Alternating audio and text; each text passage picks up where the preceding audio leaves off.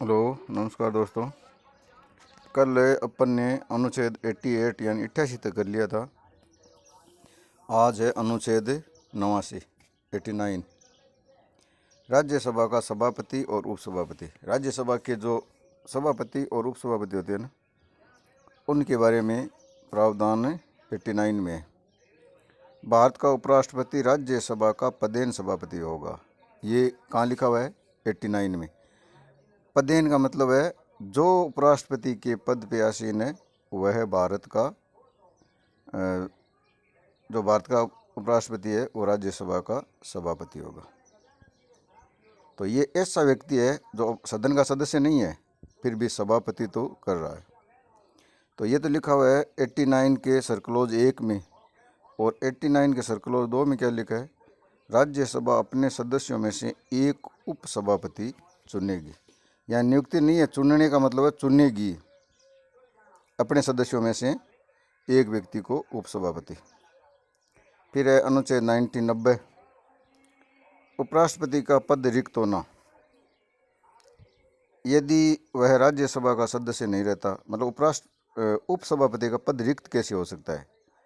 अगर वो राज्यसभा का सदस्य नहीं है तो उसका पद रिक्त माना जाएगा। फिर वो अगर पद छोड़ना चाहे तो वो सभापति को यानी उपराष्ट्रपति को अपना त्यागपत्र दे सकता है। और सभापति किसको त्यागपत्र देगा? आपको पता है, भारत के राष्ट्रपति को। लेकिन आगे लोकसभा अध्यक्ष, उपाध्यक्ष को, उपाध्यक्ष अध्यक्ष को वो आगे चर्चा करेंगे। फिर 93 में है, राज्यसभा अपने तत्कालीन बहुमत से पारित संकल्प द्वारा हटा सकती है। राज्यसभा उपसभापति को एक साधारण बहुमत से एक अगर संकल्प पारित करे तो राज्यसभा के उपसभापति को हटाया जा सकता है। फिर है अनुच्छेद 91। उपसभापति का राज्यसभा के सभापति के रूप में कार्य करना। मतलब उपसभापति सभापति के रूप में कार्य कब करेगा? भाई जब सभापति है तब तो वो सभापति के रूप में कार्य करेगा नहीं, उपसभापति है तो ये। तो 91 का सर्कलोज 1 है, यदि सभापति का पद रिक्त है या सभापति राष्ट्रपति के रूप में कार्य कर रहा है तो उपसभापति सभापति के रूप में कार्य करेगा, सभापति का पद अगर रिक्त है तो। इसका सर्कलोज 2 है, यदि सभापति और उपसभापति दोनों अनुपस्थित है तो राज्यसभा अपने में से जो अवधारित किया गया है सभापति के रूप में कार्य करेगा। पहले से निर्धारित है, एक लिस्ट बनाई हुई है कि सभापति नहीं है तो उपसभापति, उपसभापति नहीं है तो 1 2 3 4 उनमें से कोई सभापति तो करेगा। फिर है अनुच्छेद 92 जब सभापति या उपसभापति को पद से हटाने का संकल्प विचाराधीन है तब वह पीठासीन के रूप में कार्य नहीं करेगा। पीठासीन का मतलब है सभापति तो मतलब सभापति की जो चेयर है उस पे वो नहीं बैठेंगे। 92 का सर्कलोज 2 है, सभापति को सदन की कार्यवाही, मतलब सभापति हो चाहे उपसभापति हो, अगर उनके खिलाफ हटाने का प्रस्ताव है तो सदन की कार्यवाही में भाग ले सकते हैं, बोलने का अधिकार है। किंतु अनुच्छेद 100 में क्या है? कोरम।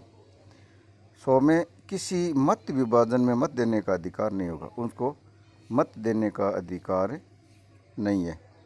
वैसे देखो, सभापति और लोकसभा अध्यक्ष ये मत कभी देते ही नहीं है, जब तक कि निर्णायक कास्टिंग वोट की अगर बात नहीं है तब वो मत देते ही नहीं है, क्योंकि उपराष्ट्रपति तो वैसे भी राज्यसभा का सदस्य है ही नहीं। लेकिन अगर मत बराबर आ जाए तो उसको मत देने का अधिकार है, लेकिन अगर उसको हटाने का संकल्प है तब वो मत नहीं दे सकते। फिर है अनुच्छेद 93 में है लोकसभा का अध्यक्ष और उपाध्यक्ष। अब इनका चुनाव कैसे होता है? लोकसभा अपने सदस्यों में से 2 व्यक्तियों को, एक को अध्यक्ष और दूसरे को उपाध्यक्ष चुनेगी। 93 में लोकसभा अध्यक्ष और उपाध्यक्ष का जिक्र है। फिर है 94, अध्यक्ष और उपाध्यक्ष का पद रिक्त होना। मतलब इनका पद रिक्त कैसे हो सकता है? यदि वह लोकसभा का सदस्य नहीं रहता, मतलब अध्यक्ष या उपाध्यक्ष अगर लोकसभा का सदस्य नहीं है तो उसका पद रिक्त माना जाएगा।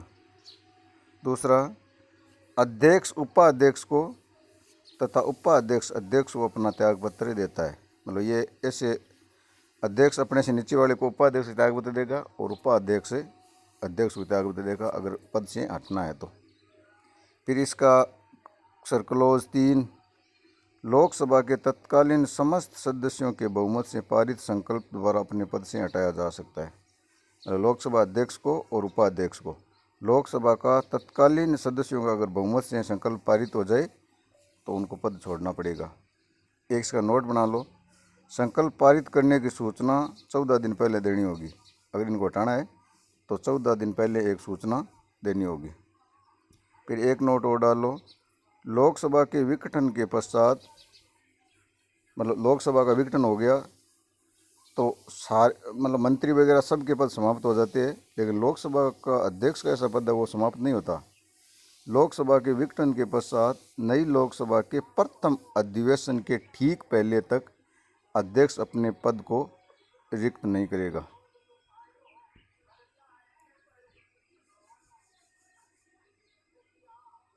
फिर है अनुच्छेद 95, अध्यक्ष पद के कर्तव्य।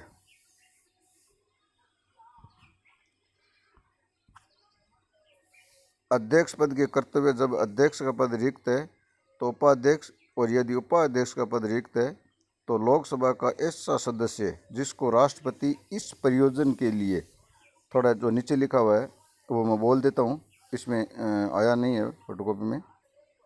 अध्यक्ष पद के कर्तव्य, जब अध्यक्ष का पद रिक्त है और उपाध्यक्ष, यदि उपाध्यक्ष का पद रिक्त है तो लोकसभा ऐसे सदस्य जिसको राष्ट्रपति इस प्रयोजन के लिए मनोनीत किया है लोकसभा के अध्यक्ष के रूप में कार्य करेगा। मतलब इसका मतलब ये है कि एक लिस्ट राष्ट्रपति बनाता है कि लोकसभा अध्यक्ष है तो अध्यक्षता अध्यक्ष करेगा, वो अनुपस्थित है तो उपाध्यक्ष अध्यक्षता करेगा, दोनों ही अगर अनुपस्थित है तो एक लिस्ट है कि ये नहीं तो ये नहीं तो ये नहीं तो ये राष्ट्रपति पहले ही निर्धारित कर देता है और वो ही लोकसभा की अध्यक्षता करेगा। बच्चों 95 तक आगे है, कल 5-7 अनुच्छेद अपन और करेंगे। धन्यवाद।